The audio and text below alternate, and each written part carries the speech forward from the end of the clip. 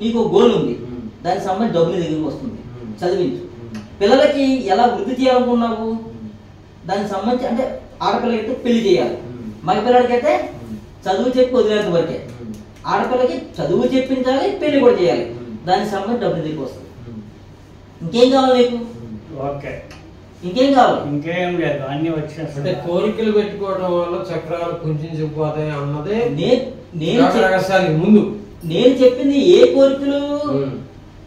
ఇంతవరకు నీకు అడ్డంకులు వస్తున్నాయి, భార్యను సుఖపెట్టలేకపోతున్నావు ఆర్థిక పన్నులతో, ఇప్పుడు సుఖపెడుతుంటావు. బిడ్డల్ని పోషించలేకపోతున్నావు ఆర్థిక పన్నులతో, వాళ్ళు ఎలా చదివించాలనుకున్నావు అలా చదివించలేకపోతున్నావు, ఇక్కడ డబ్బు వస్తుంది నీకు. ఒక ఆడబిడ్డకి పెళ్లి చేయాలనుకుంటున్నావు, ఘనంగా మంచి భర్తనిచ్చి భర్తను తీసుకొచ్చి పెళ్లి చేయాలనుకుంటున్నావు, ఇప్పుడు డబ్బు వస్తుంది నీకు. ఇందులో తప్పుడు కోరికలు లేవు.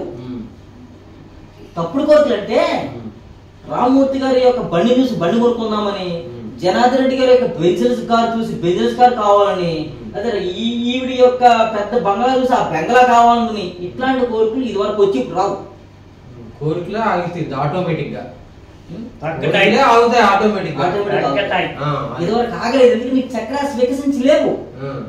ఇక్కడి నుంచి చక్రాస్ వికసించినాయి కాబట్టి సవ్యమైన కోరికే వచ్చింది, సవ్యమైన కోరికే వస్తుంది. ఇంకా చెప్తాను, ఆ పరబ్రహ్మ స్వరూపం ఈ దేహంలో ఉంది.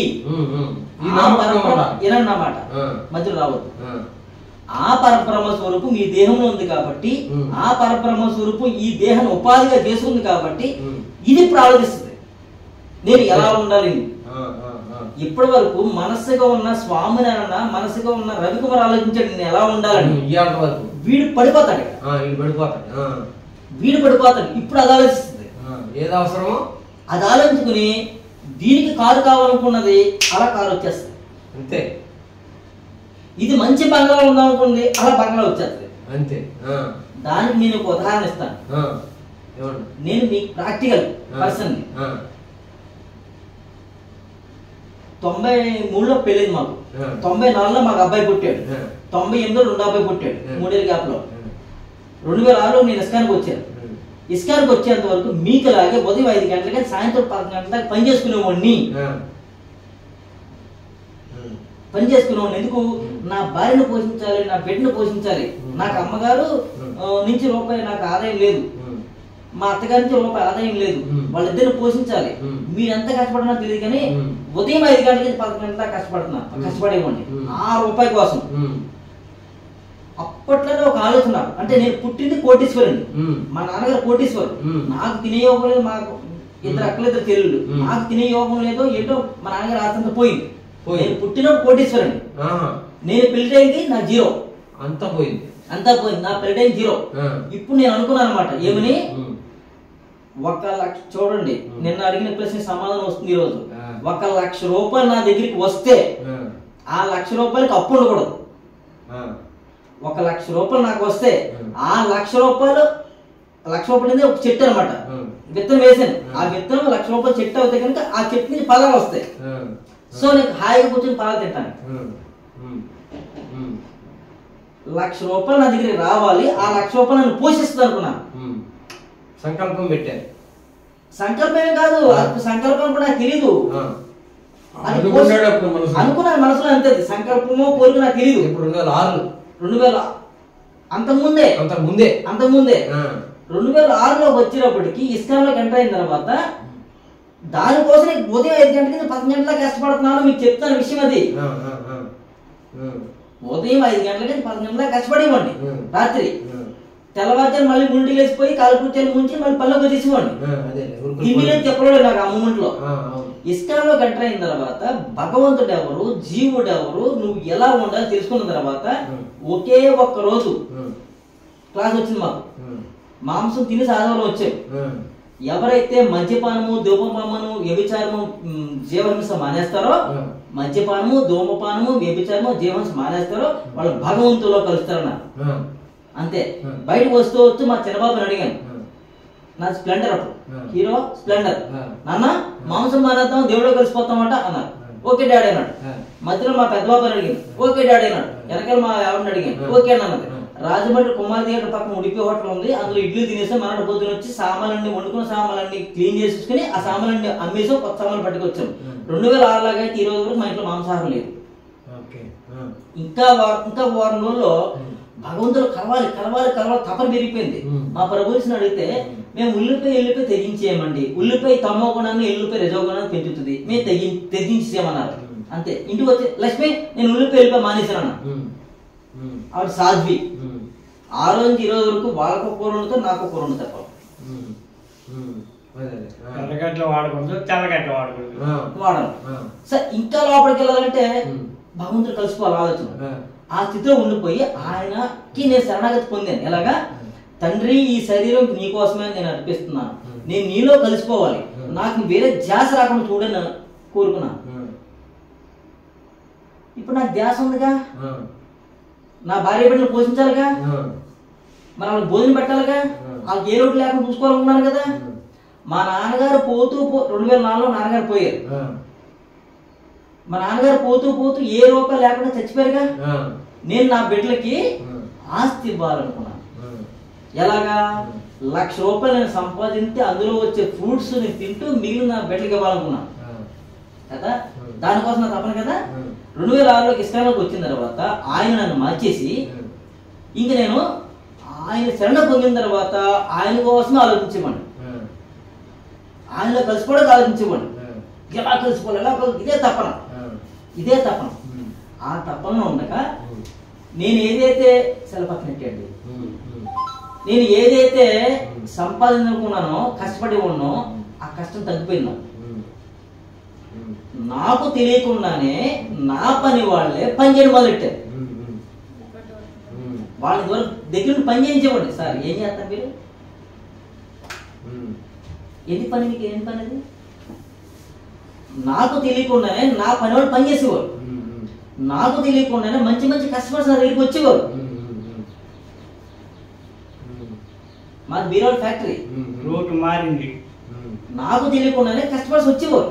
ఒకప్పుడు నేను రామ్మూర్తి గారు బీరోవా కావాలా, రవికుమార్ గారు బీరోవా కావాలని అడిగితే చెప్తాననేవారు. ఇప్పుడు మీరే వచ్చేవారు నా దగ్గరికి, సార్ మీ బీరోవాలు కావాలి, సార్ మీ బీరోవాలు కావాలండి. నాకు అనుకోకుండా కస్టమర్స్ పెరిగారు. నా పని వాళ్ళ చుట్టూ ఇదివరకు తిరిగితే కానీ పని చేసేవారు కదా, అనుకోకుండా వాళ్ళు పని చేస్తున్నారు. అంటే వాళ్ళలో భగవత్ చైతన్యం వికసించింది నా కోసం. ఇప్పుడు శరణాగతి అయినాము అంటే ఇక్కడ డబ్బుల కోసం పనిచేయాలని ఆలోచన పోయిందిగా నాకు. పోయిందా లేదా? అక్కడే అప్పటికి మాది పెంకిటిల్లు. 2006కి పెంకిటిల్లు, 2008కి ఆ పెంకిటిల్లు కాస్త డాబా అయిపోయింది. డాబా చేసే ఆలోచన కాదు నాకు. నా ఆలోచన అంటే 1,00,000 రూపాయలు సంపాదించాలి. చెప్పింది పూర్తిగా 1,00,000 రూపాయలు సంపాదించాలి. అది సంపాదించి నా చేతిలో ఇంకా రాకుండా ఆటోమేటిక్ డాబా అయిపోయింది. ఆ డాబా ఎలా అయిపోయింది అనుకోకుండా మా ఇంటి చుట్టూ ప్రహారీ మధ్యలో బేబీ చిప్స్ ఉంటాయి అనమాట. పాప నా భార్య నడిచేటప్పుడు కాళ్ళు పుళ్ళు పడిపోతున్నాయి. ఎవరిని కాళ్ళు పుళ్ళు పడిపోతున్నాయి అంటే ఒక తాపి మీద పిలిచాం గచ్చికి దానికి. అతను 3,500 రూపాయలు చెప్పి మా ఇంట్లో కొంచెం మాట్లాడుతూ ఇళ్ళలో చూసి, స్వామి గారు దీని డాబా వేస్తే బాగుంటుంది కదా అన్నాడు. నేను దేని పిలిచాను, గచ్చి చేయడం పిలిచాను.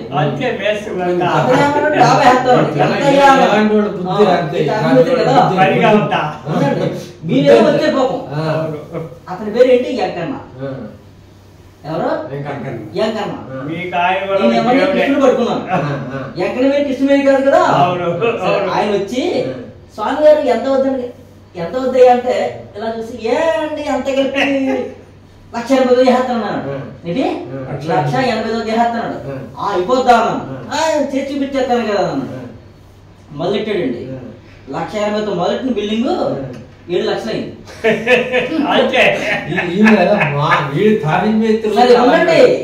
అసలు చూసి చెప్తాను చూడండి. నా దగ్గర 3 లక్షలు ఉన్నాయి. ఏదో చీటీ డబ్బు దాచుకున్నాను, 3 లక్షల రూపాయలు ఉన్నాయి.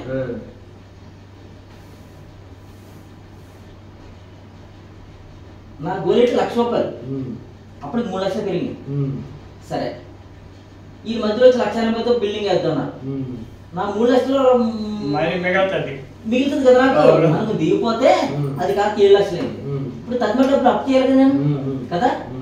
సంకల్పించింది ఎవరు? నేనా? నువ్వు కాదు. నేను పిలిచిన దేనికోసము వేస్ట్ ఇదంతా క్లీన్ చేసుకోవాలని చుట్టూ గచ్చి కేంద్రం పిలిపించాను. ఆయన సంకల్పించారు దీన్ని దిగండి అని. తత్మా డబ్బులు పోడడం కోసము మంచి మంచి ఆర్డర్స్ వచ్చినాయి నాకు. మంచి మంచి ఆర్డర్స్ వచ్చినాయి. టైల్స్ వేద్దాం అనుకున్నాడు, మార్బుల్ వేసాము. ఉత్తి ఖర్చు ప్లాస్టింగ్ చేద్దాం అనుకున్నాం, వాల్కేలు పెట్టించాము.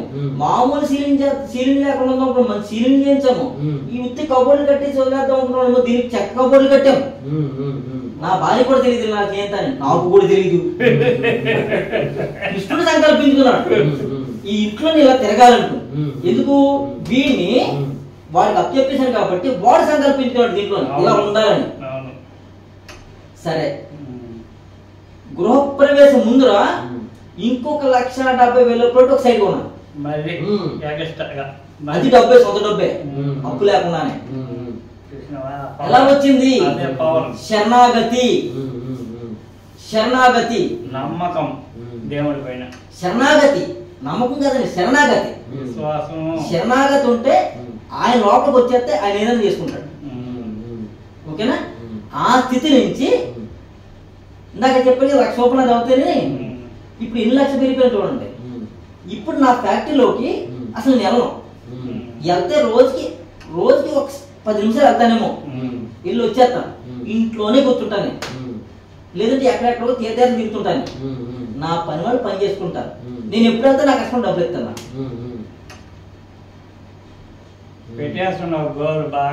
ఇప్పుడు ఈ స్థితిలో ఉండగానే నాకు తెలియకుండా ధ్యానం నేర్చుకున్నాను. జపం చేసే వ్యక్తిని ధ్యానం నేర్చుకున్నాను. నాకు తెలియకుండా ధ్యానం చేస్తున్నప్పుడు హీలింగ్ చేయని వచ్చింది నా మైండ్ లోకి వచ్చిందో వినబడిందో ఏమో నాకు తెలియదు. నాకు ఒక స్నేహితుడు ఉన్నాడు, హోమియోపతి డాక్టర్ గారు. ఆయనకి హీలింగ్ అన్ని వచ్చు. ఆయనకి చెప్తే మీకు ఏదైతే హీలింగ్ అంటే తెలియదు నాకు. హీలింగ్ అంటే స్వస్థత చేయడం అండి అన్నారు. మీరు నేర్పగలరంటే నేను నేర్చుకున్నాను, మీరు నేర్పడానికి ఆ రూల్ కాదు. మీకు ఏదైతే మైండ్ లోకి వచ్చిందో భగవంతుడు చెప్పాడమో నాకు తెలియదు కాబట్టి ఆయన చూపిస్తే ధారణ. ఆయనతో మాట్లాడిన వారం రోజులకి అప్పుడు బోర్డు ఉందో నాకు తెలియదు. అది ఇదే ఇసుకని బయటకు వచ్చినప్పుడు పెద్ద board, master Choa Kok Sui pranic healing నేర్పబడిన 3 days క్లాస్, 3,300 రూపాయలు ఆ రోజు గురిదక్షిణ. రాజమండ్రి మా ఇసుకని ఎదుట ఉంది పెద్ద బోర్డు, పెద్ద బ్యానర్. ఇక్కడే ఇసుకని బయట ఉండేది, బయట ఎప్పుడో పెట్టారు అది. నేను నేర్చుకునేటప్పుడు అప్పుడే పెట్టారు. అంత ముందే ఉందో నాకు తెలియదు, గమనించారు. ఇప్పుడు వస్తానే గమనించారు. ఎందుకంటే అంత ముందు వారు నా మైండ్ లోకి వచ్చింది హీలింగ్ చేయమని. ఏమో దైవ వాణియేమో నాకు తెలియదు. మాస్టర్ సోపుకి ఫోటో ఉండి ప్రాణిక్ హీలింగ్ నేర్పబడును 3 రోజుల క్లాసు, దాని గురి దక్షిణ 3,300. బోర్డు మీద 3,300 లేదు, ఫోన్ నెంబర్లు ఉన్నాయి. ఫోన్ చేస్తే పలానా ఫోన్ చేసి ప్రసాద్ రాజమండ్రి క్లాస్ 3 రోజులు చెప్తామండి, మా ఇంట్లో చెప్తే 3,300 గురి దక్షిణ. వెళ్ళిపోయి నేర్చుకున్నాను. ఆటోమేటిక్ గా చిన్న బేసిక్ క్లాస్ కానీ advance class, super advance class, crystal class, cycle therapy చాలా చేసేసాం. అయిపోయింది, వేరే విషయం నేర్చుకున్నాం. ఆ తర్వాత నాకు తెలియకుండానే ఆస్ట్రాలజీ నేర్చుకున్నాను. ఆ తర్వాత నాకు తెలియకుండా న్యూమరాలజీ వచ్చింది. ఆ తర్వాత నాకు తెలియకుండా వాస్తు వచ్చింది. ఆ తర్వాత నాకు తెలియకుండా ఆక్యుపంక్చర్, మర్మా థెరపీ ఈ కోర్సు నేను చేసుకున్నాను. నాకు తెలియకుండా ఈ రోజు యోగ రహస్య క్లాస్ చెప్పే మాస్టర్ కింద ఎదిగాను. ఎంత మార్పు వితిన్ 20 years. 2006 మొదలెట్టుకుని 2026 అవుతుంది. 26 అంటే 20 years ఎగ్జాక్ట్లీ. నేను ఆ రోజు ఈ రోజు కోసం డబ్బు కోసం ఆలోచించలేదు. 2008 నుంచి మా ఇంట్లో కార్ మెయింటెనెన్స్, నాకు కారు కొనాలి ఆలోచన నాకు లేదు. ఇది ఇంట్లో మెసేజ్ బెంజ్ కారు ఉన్నట్టు నేను చూడలేదు. నేను కారు ఎందుకు కొన్నాను? నేను 4,800 వెళ్తున్నాను. నాకు స్ప్లెండర్ అందదు. అందులో ఒక ఈ 2,000 కాలు అనుకో, ఇది ఈ 2,000 మీద ఆంధ్ర నాకు ఒక కాలే, 2వ కాలు ఆంధ్ర. ఈ లోపు 4 నెక్కింది తిరుగుతాను. నా భార్యని ఇద్దరు పెట్టినని చక్కని రోడ్లో ఉంటే ఆ రోడ్డు మీద ఆగుతాను. నా కాలం కర్మం కలిసి రాకపోతే చిన్న గొయ్యిలో పడిందా కాలు పని పడేసేవాడు. చూడండి, అవసరం నాకు ఏదైనా తీసుకొస్తుంది, కోరిక తీసుకురాలేదు, అవసరం తీసుకొచ్చింది. అప్పుడు అనుకున్నా 4 చక్రాలు అయితే కనుక నేను కాలు పెట్టే పని ఉండదు, నేను పడిపోయే పని ఉండదు, నా భార్య బిడ్డలు పడేసే పని ఉండదు. అనగానే వితిన్ 15 రోజుల్లో అప్పటికి పడేస్తున్నాను. పడేసేవాడిని లేచేవాడిని. చాలా సార్లు తర్వాత బొరలిగింది. నేను అప్పటికి ఇప్పటి వరకు ఏ పని యాక్షన్ చేయలేదు. నేను బండి నడిపండి ఎక్కడ బ్లూటూత్ యాక్షన్ అవ్వలేదు, కేవలం నా కాళ్ళు అందరూ పడేస్తాను అంతే. ఓకేనా? ఆ స్థితి నుంచి అనుకోకుండా కారు కొంటే బాగుంటుంది ఆలోచన వచ్చింది. 15 రోజుల్లో డ్రైవింగ్ స్కూల్ నేర్చుకోవడము, 16 కారు తెచ్చాను 2008లో. పాత కారు, పెద్ద కారు ఏం కాదు నాకు, 43,000 పెట్టి మారుతి సుజుకి తెచ్చుకున్నాను పాత కారు. అది వచ్చింది, కారు వచ్చేసింది. నా స్థితి బట్టి అదే తెచ్చుకున్నాను, 43,000 కొనుక్కున్నాను 2008.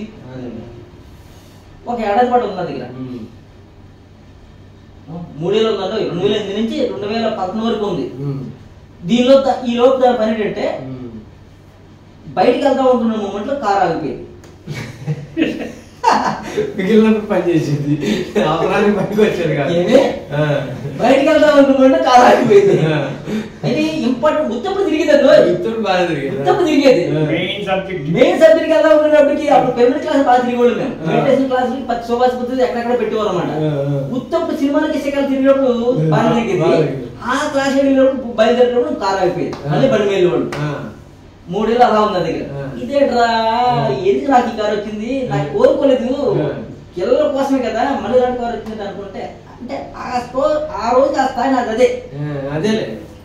2011కి బుర్ర ఎరిగింది, ఇది కాదు ఇంకా కొత్త కారు తెచ్చుకుంటే బాగుంటుందని చెప్పేసి కారు ఇచ్చేసి 1 లక్ష రూపాయలు వాడికి ఇచ్చి మారుతి వ్యాగనర్ తెచ్చుకున్నాం, సిఎన్జి కారు. చెప్తాను చూడండి, దాని ఫైనాన్స్ 5 years పెట్టారు. 2011 నుంచి 12, 13 2.5 ఏళ్లలో 6 లక్షల రూపాయలు అప్పు తీరిపోయింది. 5 years పెట్టిన టార్గెట్ 2.5 ఏళ్ళు తీరిపోయింది. ఎలా తీరింది? నేను తీర్చానా? దేవుడు తీర్చున్నాడు, ఆయన తీర్చుకున్నాడు. ఆయన అప్పు ఆయన తీర్చుకున్నాడు. అక్కడి నుంచి ప్రతి 2 ఏళ్ళకి కారు మార్చేసుకున్నాను. ఎందుకు మార్చుకున్నాను? ఆ కారుతో ఇంకొక రేనాల్డ్ కారు కొనుక్కున్నాను. ఎందుకు కొనుక్కున్నాను అడగలే, మళ్ళీ కోరిక పుట్టా దాని అప్పు అయితే తీర్చుకుంది. ఈ లోపు బోల్డ్ యాక్షన్ చేసేసింది. ఏంటి? బోల్డ్ యాక్షన్ చేసుకున్నది, కానీ మా ప్రాణానికి అప్పుడే ఇబ్బంది లేదు, దానికి అయ్యేది అంతే ఇబ్బందులు.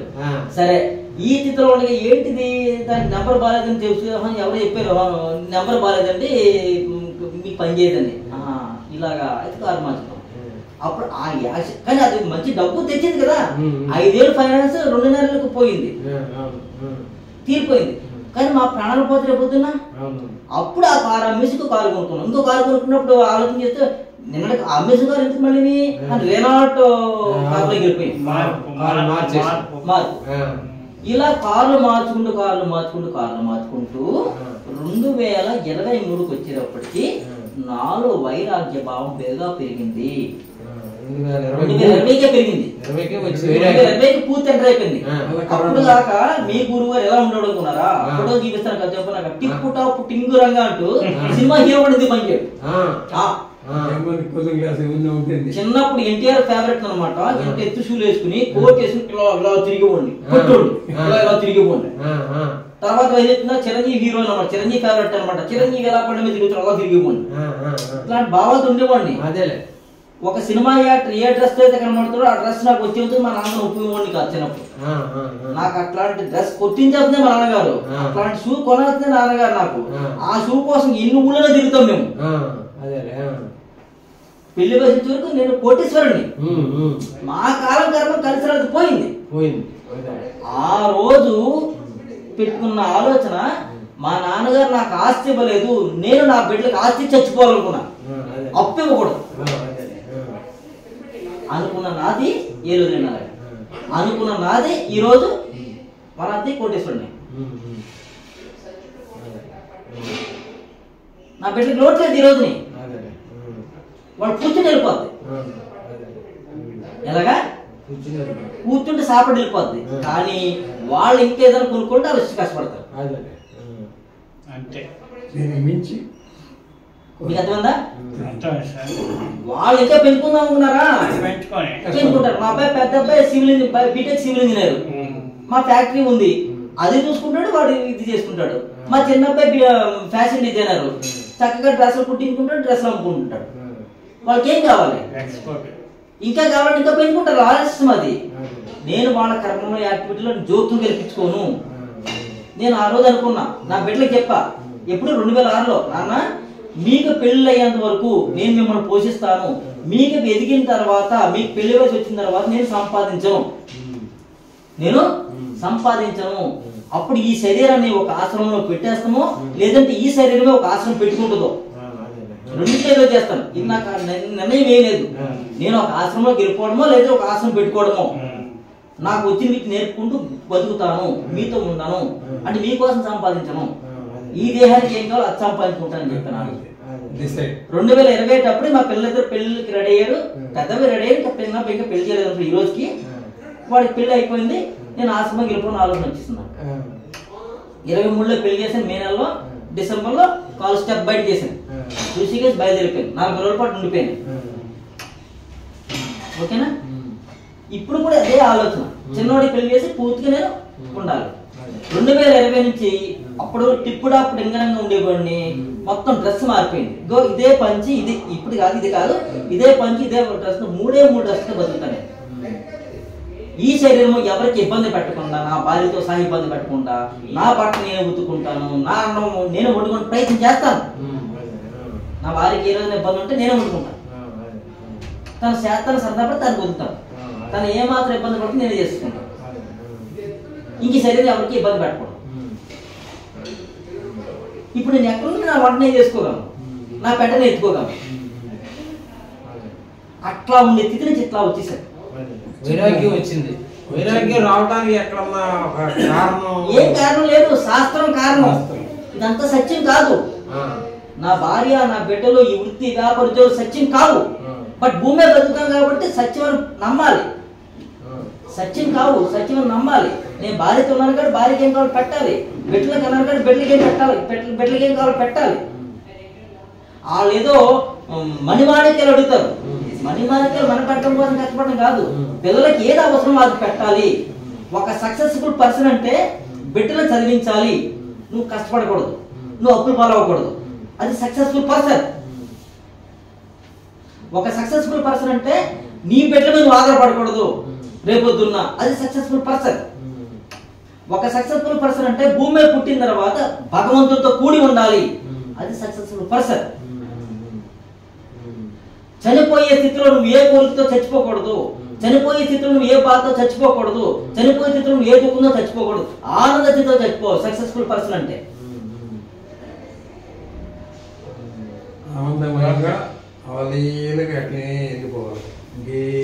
ఇంకేం కావాలి?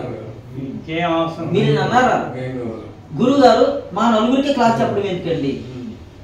భగవంతుడు మీ నలుగురిని ఇచ్చాడు, అదే భగవంతుడు 10 మందిని ఇచ్చాడు.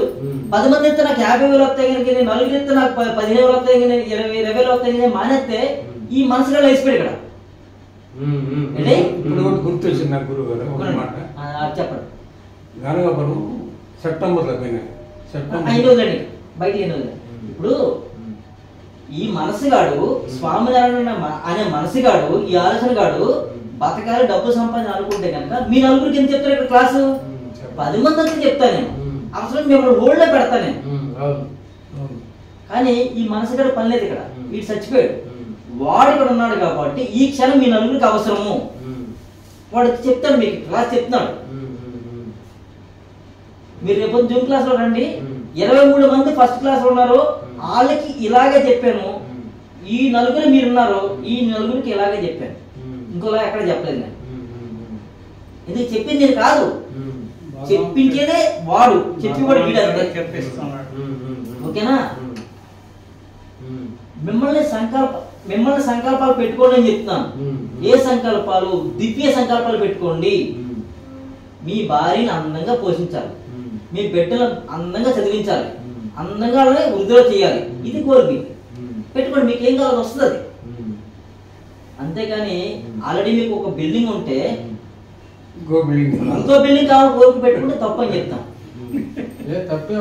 పెట్టుకోండి, ఎదగండి, ఎదగండి. యోగరాశులు దీనికి సంబంధం లేదు. మీరు బాధపడతారు సార్. రెండో బిల్డింగ్ అడిగితే బాధ వచ్చిందా? బాధ వస్తుంది మీకు. ఎలా వద్దు నేను చెప్పను.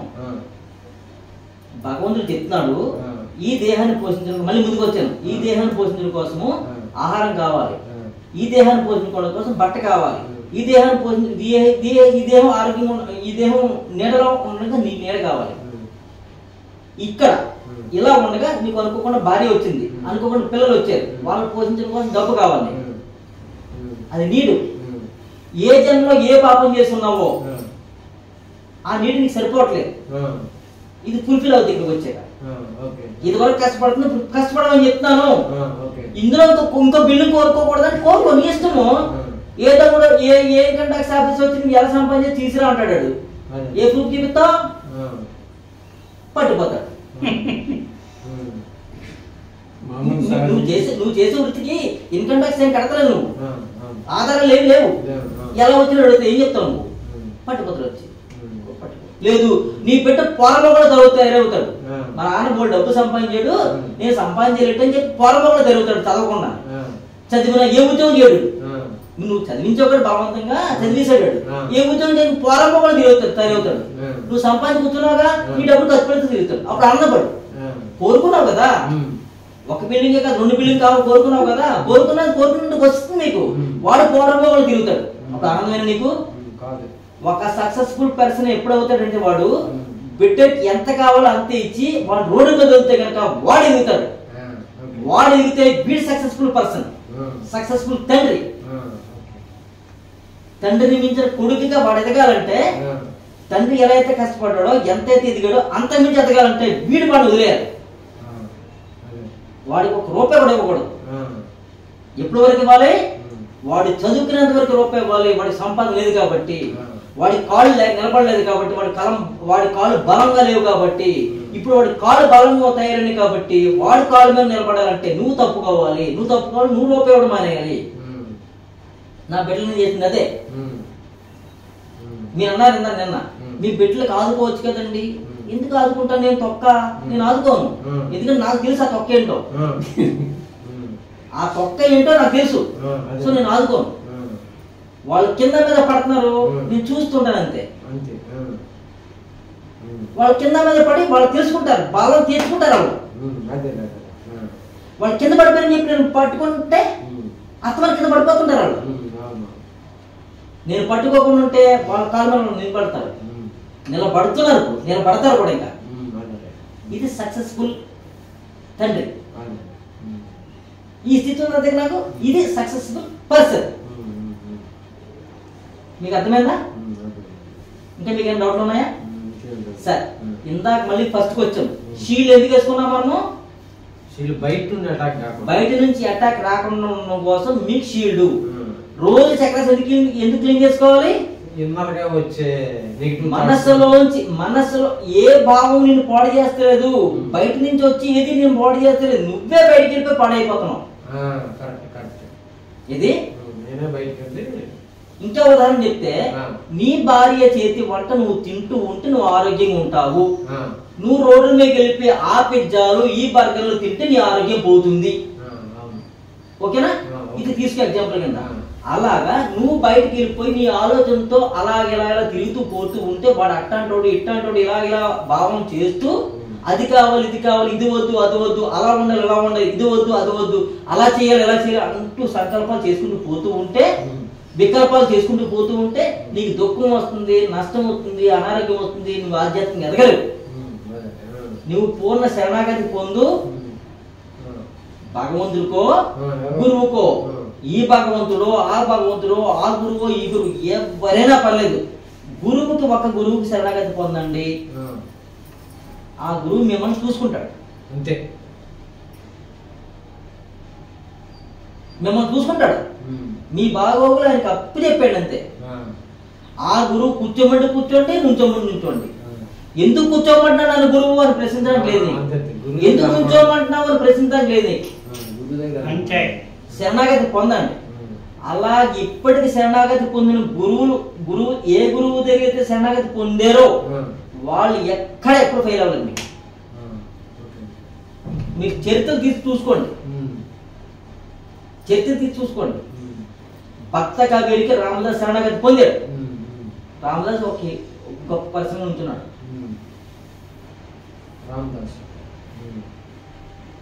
శివుడికి కన్నప్ప శరణాగతి పొందాడు. రామదాస్ జైల్లో వేసి అవును. రామదాస్ శివుడికి కన్నప్ప భక్త కన్నప్ప శరణాగతి పొందాడు. ఈరోజు కాళహస్తి ఏర్పడింది. అన్నమయ్య వెంకటేశ్వర స్వామికి శరణాగతి పొందాడు. ఆయన తలుచుకుంటున్నామా? శరణాగతి పొందింది, ఆమె తలుచుకుంటున్నామా? ఇలా ఎంతో మంది భక్తులు భగవంతుని శరణాగతి పొందారు కాబట్టి మనం తలుచుకుంటున్నాం. మిమ్మల్ని కూడా తలుచుకోవాలనుకుంటే కనుక మీరు శరణాగతి పొందండి, మీ గురువు ఏం చెప్తే చెయ్యండి. అంటే ఇప్పుడు అప్పటి కాలంలో భగవంతుని అనుభూతి చెందే తత్వం మనుషులకు ఉంది. ఇప్పుడు కాలంలో భగవంతుడికి అనుభూతి చెందే తత్వం లేదు, మనుషుల్లో మార్పులు వచ్చేసినాయి. కాబట్టి ఇప్పుడు శరణాగతి ఎవరు పొందాలి? మీరు గురువుకు పొందాలి. గురువు అందుబాటులో ఉంటారు, భగవంతుడు దొరకడం. అప్పుడు దొరికేవారు, ఇప్పుడు దొరకడు, ఇప్పుడు దొరకరు. ఎందుకంటే కాలం మారిపోయింది, ఆలోచన మారిపోయింది. అప్పుడు పక్కన ఉండేవాడు అందరం, ఇప్పుడు బిల్డింగ్లు అయిపోయినాయి. అంటే అప్పుడు ఏమీ లేని ఆలోచనతో ఉండేవాడు కాబట్టి మైండ్ ప్యూరిటీగా ఉండేది. మనుషులదే తప్పు, దేవుడిదేం కాదు. ఇందాక మీకు చెప్పాను, మీరు చిన్నప్పుడు మీ పిల్లవాడిని మీరు చేపట్టి నడిపించుకున్నారు, వాడు పడకుండా కాపాడారు. ఇప్పుడు వాడి గడ్డల మీసలు వచ్చేసి మీ చేపడుతున్నట్టు మీ చేయి వదిలి తిడతాను మిమ్మల్ని. వాడి కర్మకాడ వదిలేశారు కదా మీరు, ఇందాక చెప్పారు మీరే వదిలేశానండి, వదిలేస్తానండి. అలాగే భగవంతుడు మనం వదిలేసాం. ఇప్పుడు పట్టుకోవాల్సింది ఎవరు? గురువుని పట్టుకోవాలి. ఎవరు పట్టుకోవాలి? శిష్యుడే పట్టుకోవాలి. శిష్యుడు నువ్వే. నా గురువునే పట్టుకున్నాను, ఈరోజు ఈ స్థాయికి. మీ గురువుని మీరు పట్టుకోండి, మీరు ఏ స్థాయికి వెళ్ళాలో ఆయన చూసుకుంటారు. మళ్ళీ ఇక్కడ గురువుని మించి శిష్యుని అయిపోవాలని మీరు అనుకుంటే కానీ మీరు మళ్ళీ ఎవరు అంత అవసరం లేదు. గురువుని మించి శిష్యుని నేను అయిపోవాలనుకుంటే మీరు ఎవరు తొక్కుపడేది విశ్వం మిమ్మల్ని విశ్వం తొక్కుపడేస్తుంది. గురువు తొక్కడం, విశ్వం తొక్కుపడేస్తుంది. గురువు చెప్పింది చేసుకుంటూ పోతూ ఉంటే ఆ గురువు చూసుకుంటాడు మిమ్మల్ని ఏ స్థాయి తీసుకెళ్ళాలి. విశ్వం చెప్పాలి వీడు గురువు నుంచి శిష్యుడు అని. విశ్వం అంటే ఎవరు? సమాజము. మళ్ళీ విశ్వం వేరు సమాజం వేరు కదా, విశ్వమే సమాజము. సమాజం చెప్తుంది వీడి గురువు నుంచి శిష్యుడు అయ్యాడు. సో యోగ రహస్యాలు మీకు ఏం నేర్పుతుంది? ఆరోగ్యాన్ని కాపాడుకోవడం ఎలాగా, ఆర్థికంగా ఎదగడం ఎలాగా, ఇంట్లోని బయట గొడవలు లేకుండా ఆనందంగా జీవించడం ఎలాగా, ఆధ్యాత్మికంగా ఎదగడం ఎలాగా నేర్పుతుంది. మీరు తూచా తప్పకుండా నేర్చుకోండి. అలా నేర్చుకున్నారు కదా, ఇవాళ 4 రోజుల క్లాస్ కదా, 4 రోజుల మధ్యాహ్నం వచ్చాము, సాయంత్రం లోపు పూర్తి అవుతుంది. ఇందులో మీకు ఏమైనా డౌట్స్ ఉన్నాయా? ఏం డౌట్ లేదు సార్. అంటే మీరు బయటకు వస్తున్నాయి ఇక్కడే ఇప్పుడు వరకు మనం మాట్లాడుకోవడానికి మీకు డౌట్ మనకి అంత అవసరం నేను మాట్లాడు. గురుగారు, నేను ఈ క్లాస్కి ఎలా వచ్చాను అంటే నాలుగోపురం ఉన్నప్పుడు ఎవరో అతను చెప్పాడు, నీకు యోగా ఇవన్నీ చేస్తావు, హీలింగ్ నేర్చుకుని. హీలింగ్ నాకు తెలియదు, ఏమి లేదు, నువ్వు పో అటండి అంతే. హీలింగ్ పో అన్నాడు. హీలింగ్ నాకు తెలియదండి, నువ్వు పో అంటాను. ఎప్పుడు ఒక నెలకు ముందు ఆగస్ట్ లాస్ట్, సెప్టెంబర్ 1 ఇంకా అంతే. ఇప్పటికి ఏమైంది? ఈ నెల అక్టోబర్ కదా. ఆయన చూశారు నా వీడియో, ఈయనకి ఫార్వర్డ్ చేశారు, ఇద్దరు కలిపి వచ్చారు. 4 రోజుల ముందు ఆయనకు ఎవరో చెప్పారు, గానగాపురంలో ఒక మనిషి చెప్పారు నువ్వు హీలింగ్ నేర్చుకో అని. అలాగే 2008లో నా మైండ్లోకి వచ్చింది హీలింగ్ చెయ్యని. హీలింగ్ అంటే తెలియదు నాకు. సో విశ్వం మనకి చెప్తుందండి, దాన్ని ఫాలో అవ్వాలి మనం.